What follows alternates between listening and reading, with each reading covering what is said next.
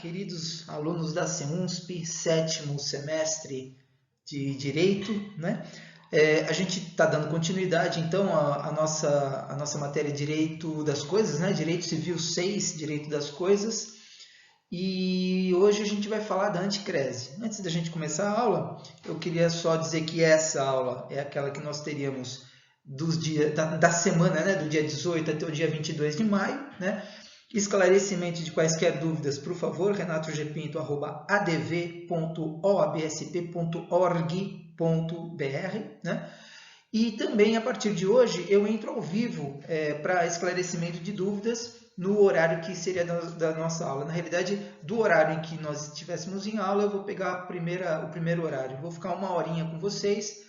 Claro que se de repente tiver mais pessoas que tenham entrado na sala virtual para esclarecimento de dúvidas, claro que a gente fica mais tempo.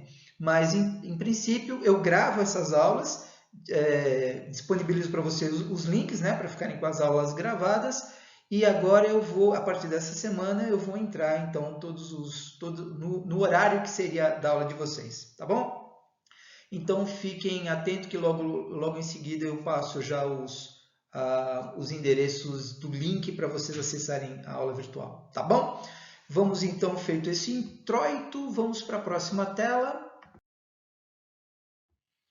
Bom, hoje é uma aula que todo aluno sempre pediu. Uma aula curtinha, uma aula bem enxuta, né? Até porque a gente está terminando já a nossa matéria e nós temos mais 2 aulas pela frente. A última semana eu vou entrar só em plantão de dúvidas. Então nós temos essa semana e mais uma semana e depois já começa a semana de provas, né? Então hoje a gente vai falar de anticrese e a semana que vem a gente fala da propriedade fiduciária e de direito de laje e encerra a nossa matéria. Direito de laje, encerrando o direito das coisas, tá bom? Bom, por que a nossa matéria é curtinha hoje? Bom, primeiro porque esse direito real de garantia é um direito real de garantia totalmente obsoleto, né? É um direito que praticamente ninguém se utiliza, mas como cai em exame de ordem, ainda cai em concursos públicos, ele continua sendo tema de abordagem de questões, então obviamente que a gente vai ter que falar nele. E principalmente por quê? Porque caiu em desuso pela prática do dia a dia, né? Por se tratar o estabelecimento desse tipo de direito real de garantia é caro, ele pressupõe muito tempo para se verificar se a anticrese está sendo realmente cumprida, se ela está sendo observada dentro dos ditames legais. Então, como acaba sendo um desperdício de tempo, de dinheiro e um direito real muito complexo para ambas as partes, tanto para o credor anticrético quanto para o devedor anticrético, e essas são as denominações das partes envolvidas na anticrese, então ele foi perdendo a importância prática, né? É uma coisa bem inteligente, é um instituto bem inteligente. No passado ele era bastante utilizável, mas hoje em dia praticamente não se utiliza mais, né? Mas vamos ver do que se trata e vamos ver inclusive o porquê que ele não é mais utilizado, né? Então olha só, conceito de anticrese, garantia real, garantia real de garantia a qual... Não, desculpa, tá errado, depois eu corrijo, tá?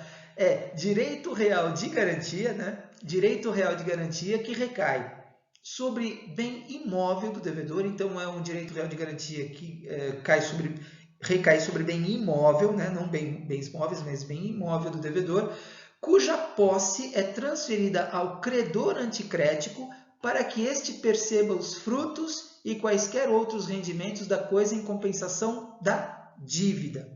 Então, o quadro é esse, né? Um devedor, uma pessoa pega e assume uma dívida com qualquer outra pessoa, quem quer que seja, tá? Pessoa física, pessoa jurídica, não importa. E aí, como garantia de pagamento dessa dívida, ele entrega um bem imóvel.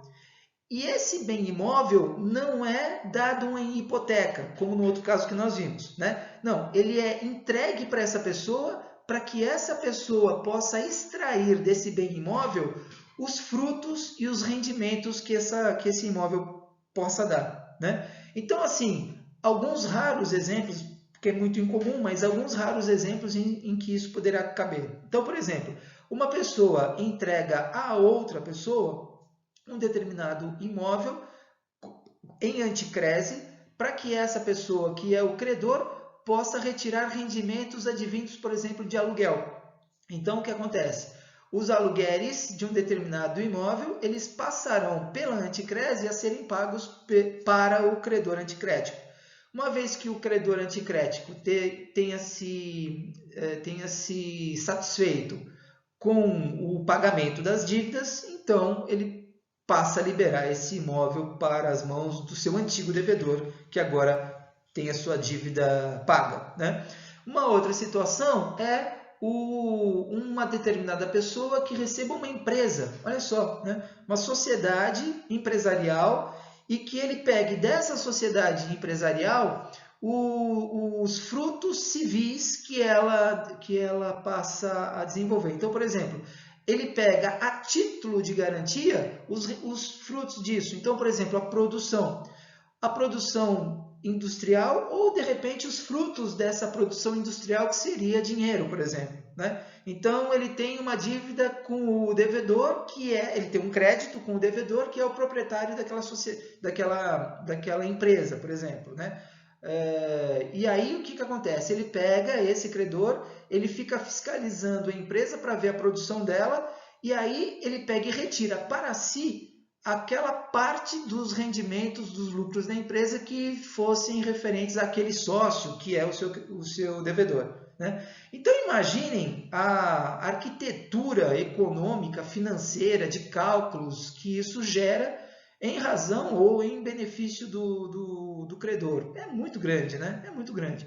Então, o que aconteceu com a anticrese? Ela é prevista no Código Civil ainda, né? Mas é muitíssimo pouco utilizada na prática, né? Além desses ônus, né? Porque aí você precisa de ter uma pessoa especializada, o credor ele tem que ter, se ele próprio não for, ele tem que ter um profissional na área contábil para fazer os cálculos daquela produção, dos rendimentos, dos lucros daquela produção, para pegar e reservar aqueles lucros como forma de garantia do pagamento do devedor. Se o devedor fizer o pagamento direto, aquela garantia é liberada em favor da empresa. Se o devedor não fizer aquela garantia, aqueles resultados serão levados para o credor, não para ele se satisfazer diretamente, não, hein? Para ele pegar aqueles valores e colocar como garantia de um futuro processo de execução. É coisa muito, muito complexa, então não vai rolar na prática, não rola na prática, né? Além de tudo isso que eu falei, ainda tem a necessidade de que haja o registro no cartório de registro imobiliário, para proteger o credor contra o interesse de terceiros, né? Então, o que acontece é que fica cada vez mais oneroso para o credor, que em tese vai ter que custear todos esses gastos, considerando que o próprio devedor não tem esse dinheiro, porque se tivesse não teria nem assumido uma dívida, né? Então, provavelmente, sobre na mão do credor essas despesas todas, que poderá, obviamente, recobrá-las no processo de execução futuro. Mas aí, se ele já precisou de promover uma ação de execução contra o devedor, a chance de ele receber o principal e mais esses acessórios todos é bem pequena. Então, não vale o risco. Muitas vezes não vale risco. Então, já nem empresto dinheiro, né? Nem faço empréstimo, porque eu não quero anticrese para mim, nem a pau, Juvenal, né? Diga-se de passagem. Bom, mas vamos supor, né, que um maluco por aí, de repente, aceite como garantia uma anticrese. Quais são os direitos e os deveres desse credor? Então, vamos lá. O credor anticrético pode administrar os bens dados em anticrese, portanto, ele tem que ter um conhecimento técnico daquela empresa, ou então ele tem que ter o trabalho para administrar o recebimento daqueles aluguéis. Ou seja, além de assumir, de emprestar o dinheiro, ele é o responsável por administrar os frutos naturais dos civis, né? Pode ser naturais também de uma fazenda, por exemplo, administrar os frutos civis ou naturais daquele empreendimento, daquele imóvel, ao trabalho. O credor anticrético pode administrar os bens dados em anticrédito e fruir seus frutos e utilidades, mas deverá apresentar anualmente balanço exato e fiel de sua administração. Mais trabalho, né? Ele estava tão quietinho lá com o dinheirinho dele aplicado na poupança, no CDB da vida, em tesouro direto, não. E ele foi se meter, emprestar para alguém que lhe dá como resultado um trabalho enorme disso, né? Então vai vendo por quê que a anticrese não vingou, né? O credor anticrético também, ele responde pelas deteriorações que por culpa sua o imóvel vier a sofrer e pelos frutos e rendimentos que por sua negligência deixar de perceber. Olha quanto risco que corre o credor só porque ele fez a benevolência de emprestar esse dinheiro. Por que não pegou um penhor, né, mais garantido? Por que não pegou uma hipotecazinha muito mais garantido? Não, ele resolveu pegar anticrese porque, nossa, nunca ninguém pega, ele quer ser o primeiro. Dançou, né? Olha o trabalhão que ele está tendo. Muito mais. O credor anticrético pode vindicar os seus direitos contra o adquirente dos bens, os credores quirografários e os hipotecários posteriores ao registro da anticrese. Olha um outro problema aqui. Porque é o seguinte, a anticrese é por si só um direito real de garantia. Maravilha. Só que ele tem o direito real sobre os frutos do imóvel, não sobre o imóvel. O que pode acontecer é que o proprietário devedor do imóvel, ou melhor, o devedor proprietário do imóvel, ele tem total direito de dar também esse imóvel e hipoteca para terceiro. Olha só. Então, veja, pode ser que um determinado proprietário de um imóvel assuma duas ou mais dívidas, desdobrando as utilidades e o principal, que é esse imóvel, direcionando para cada um. Então, assim, o imóvel, como tal, ele vai ser hipotecado em favor do credor A. Os frutos desse imóvel, que a gente chama de anticrese, é um outro tipo de direito real de garantia, então eu vou direcionar para o devedor B. O que acontece é que, se esse devedor não pagar para ninguém, o que pode fazer? Pode ser que o credor anticrético, o credor hipotecário, ele promova uma ação de execução e coloque como garantia esse imóvel. Quando isso acontecer, e se isso acontecer, o que vai ser obrigado o credor anticrético fazer? Ele vai ter que entrar com embargos de terceiro nessa ação de execução que colocou como garantia, né, de pagamento aquele bem imóvel dado em hipoteca. Ele vai ter que promover uma ação como terceiro embargante para reservar para si os frutos civis daquele imóvel. Ou seja, só vai ser transferido para o credor hipotecário o valor do imóvel, mas ele tem como garantia, o credor anticrético tem como garantia a manutenção do pagamento para ele dos frutos civis, naturais, aluguéis, rendimentos que esse imóvel ainda estiver dando. Olha o trabalhão, olha a complexidade de uma situação dessa. Então, percebe-se o porquê que é pouco usado, né? Que mais? O adquirente dos bens dados em anticrese poderá remi-los. Então, assim, o adquirente dos bens dado em anticrese poderá remi-lo antes do vencimento da dívida, pagando a sua totalidade à data do pedido de remissão e emitir-se-á, se for o caso, na sua posse. O que quer dizer esse último artigo aí? Porque é o seguinte, como o credor anticrético ele tem direito apenas aos rendimentos e frutos do imóvel, o imóvel está liberado para alienação. Então, assim, ele está liberado para alienação gratuita, onerosa, para ser dado em garantia a título de hipoteca, ele pode ser dado, maravilha. Mas aí o adquirente, a gente não está falando de credor. Credor hipotecário a gente falou anteriormente, né? A relação do credor hipotecário com o credor anticrético e os direitos do credor anticrético em relação ao credor hipotecário, a gente viu no ponto imediatamente acima.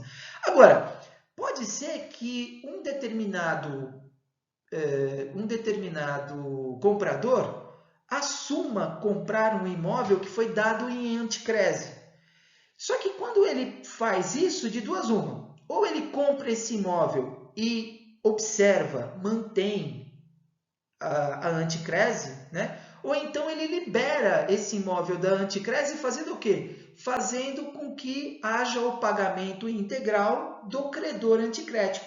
Então ele novo comprador, né, o comprador e portanto o novo proprietário desse imóvel, ele paga toda a dívida do credor anticrético, ele recebe a posse do bem para si e ele passa a ser ele passa a ser titular da dívida que aquele proprietário do imóvel tinha antes de vender. Olha que loucura! Provavelmente o que vai acontecer é que o comprador ele já vai compensar o valor do imóvel com o valor da dívida, óbvio, né?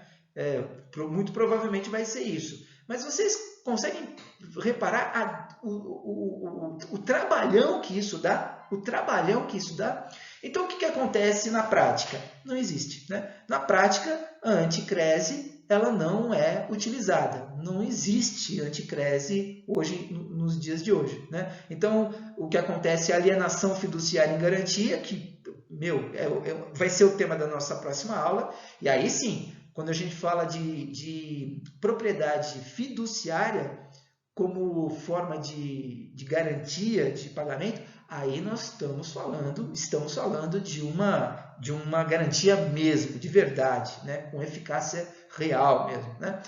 No caso de anticrese, nós não tem aplicação prática, não porque ela não exista, mas é porque ela não é utilizada, tá bom? Então, falamos duas aulas anteriores em penhor. Então, veja, dos títulos dos direitos reais de garantia, o penhor ele é muito utilizado mesmo, ainda hoje, tá? Principalmente os penhores bancários, né? Os penhores que a gente fala, os penhores, não penhoras, tá? Os penhores, os contratos de penhor bancário e de veículo, muito utilizado. A hipoteca, que é mais utilizada em dívidas assumidas entre pessoas naturais, né? Então, quando você tem uma pessoa que é sua amiga, que você conhece, e aí você fica com dó dela, você empresta um dinheiro, e aí você pega o imóvel dela a título de hipoteca, né? Dentro do sistema de pessoas jurídicas, né, bancárias, principalmente dentro do sistema financeiro, você não tem mais hipoteca também. O que se tem é a propriedade fiduciária, a alienação fiduciária em garantia, aí você tem. E a anticrese, que por sua vez não é utilizada por ninguém. Tá bom? Muito bem. Olha, em menos de 20 minutos nós terminamos, falamos tudo de anticrese. É realmente uma aula bem enxuta, né? Se a gente tivesse ao vivo e a cores, eu ia provavelmente dar um exercício para vocês desenvolverem. Como não é possível aqui, então a gente encerra com esses 20 minutinhos. Na semana que vem, última aula antes da nossa prova, última aula com matéria nova, né? Porque depois na semana, porque é uma semana cortada, porque como vai começar as nossas aulas no dia 4, então nós temos 3 dias da semana que seria com aula normal, e começa no dia 4, que se não me engano é uma quarta-feira, uma terça-feira. Então, nessa semana, a partir do dia 4 começam as provas, e nesses dias que antecedem eu vou ficar apenas em plantão, para que quem quiser acessar, pode acessar e conversar comigo, tá? No mais, as nossas aulas com matéria nova terminam na semana que vem, quando a gente vai terminar essa parte de direito de garantias reais, né? Falando sobre alienação fiduciária ou propriedade fiduciária, mesma coisa, e direito de laje, aí a gente encerra a nossa matéria. O conteúdo inteiro vai ser encerrado, uma coisa rara de acontecer, mas vai acontecer com a gente aqui, tá bom? Pessoal, grande semana para vocês, um beijo para vocês todos, até a próxima semana, ou quem acessar o link ao vivo, que eu vou disponibilizar daqui a pouco, até daqui a pouco para vocês, tá bom? Abraço, beijos, tchau, tchau.